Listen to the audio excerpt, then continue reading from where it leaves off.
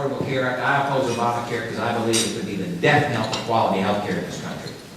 Not because I oppose it on ideological reasons, which I do, but I oppose it because it is a death knell for quality health care in this country. And the administration is learning that. If James Hoffa is going to teach it. You heard this letter from James Hoffa, President of Teamsters Association, wrote a letter to Nancy Pelosi and Harry Reid and said, what you have done with this law is not consistent with what you told us you were going to do. Reid, you lied to us. And he didn't say we want it changed a little bit or fixed a little bit. He said you need to repeal it. That's James Hoffa, President of Teamsters Association. That's pretty strong words. Pretty strong words. The administration itself has already, they've already repealed, or they've already delayed or postponed or given waivers for fully a third of their law. A third of it. Well, I'm here to tell you that the other two-thirds ought to get the same kind of waiver and the same kind of delay. That's what we're going to push for. Watch the day October 1st. October 1st is a pivotal day. I know why Secretary Sebelius was so mad. There's 26 states in this great union said to their requirement, their desired requirement to have them set up exchanges, no thank you. No thank you. We believe in federalism. No thank you. Yeah. Why don't you do it? You're all so brilliant. Why don't you do it? And so HHS is trying to figure out how to set up 26 different exchanges. Remember, healthcare is regulated at the state level. So that's 26 different exchanges, completely different exchanges. I don't believe they're going to be able to do it. October 1st is the day when they're supposed to be up and running, and I just don't think it's going to happen. So I think the stars may actually align, and we may get the administration asking for a 1-year delay in the rest of it, which would be a wonderful, wonderful thing, and we will embrace that. I will embrace that because it's absolutely imperative that if we can keep people getting on the addiction of government medicine, it is absolutely vital as conservatives that we do so. Once that happens, it will become that much more difficult to move us in the right direction of patient-centered health care. Now, there are positive solutions. Some of you are familiar with the bill that we've been pushing for a number of years. H.R. 2300 is the legislation this year. It's called the Empowering Patients First Act. It gets folks covered, solves the insurance challenges of portability and pre-existing illness, which are real problems, saves hundreds of billions of dollars through ending the practice of defensive medicine, and does all of that without putting Washington in charge of raising your taxes.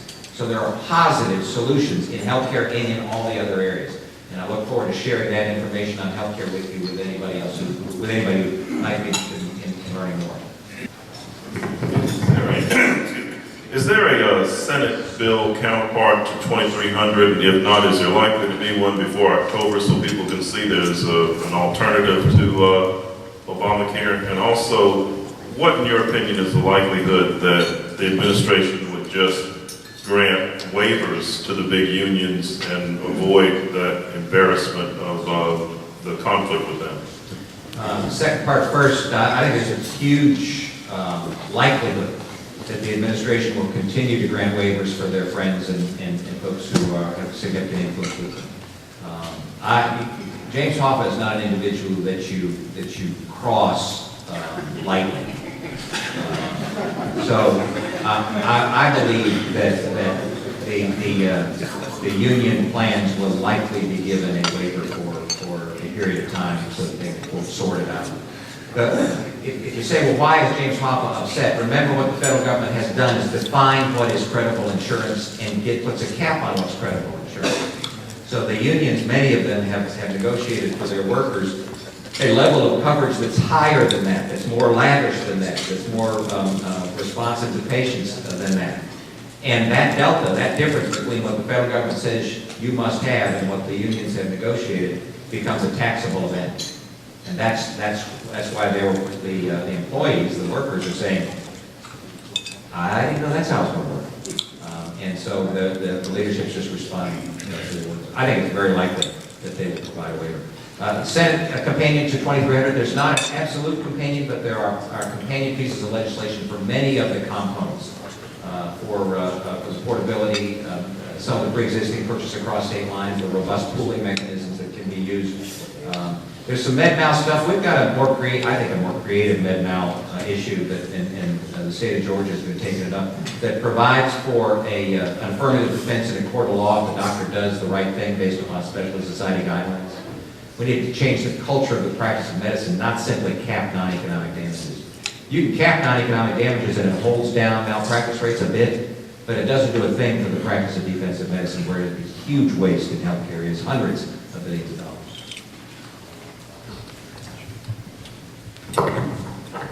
Congressman, from your talk and from your experience, it's clear that you believe in federalism. And many of us think that Senator Lee and Senator Cruz's idea about defunding Obamacare is a good idea, but we also know that the establishment, the Republican establishment now is saying that that'll shut down government. And so probably it looks like it won't be defunded. The question to you is, for those of us in states that have rejected Medicaid expansion and rejected exchanges and also said that we don't want to participate in mandate enforcement, which is what we've done in Montana, I'm from Montana, what would you recommend to states who want to continue trying to oppose Obamacare? Is there something else out there that we can do, assuming Obamacare will be funded in the fall? It's a great question. And congratulations to all of you who live in states that have rejected the Medicaid expansion, not because we don't believe individuals ought not get health care and health coverage, but because we believe strongly that the health coverage that the federal government will provide will get less and less and will be a yoke around the neck of those individuals, and because the federal government is going to pull the rug out from under the states from a funding standpoint. And then your states are going to be in deep trouble. Have the parameters of the exchange for Montana been put forward by HHS yet? There's some states where they have. They've shown It's in process, and they say it will be complete by the fall, but many of us don't think that's true. Well, I think that the key is to identify the parameters that the federal government puts forward for these exchanges and highlight for your colleagues and your citizens the difference between the promise and the delivery. The small business provision in Obamacare is a classic example where they said small businesses will have an array of options to be able to choose from for health coverage. Well, in the spring, what they say? Can't do that, so we're going to give you, I don't know, how about one? There's an option. And those are the kinds of things that will happen in states across the country as the exchanges are rolled out. So you've got to point out the difference between the word and the deed. People need to know that they've been betrayed on this program, what they were sold. They've been sold a bill of goods.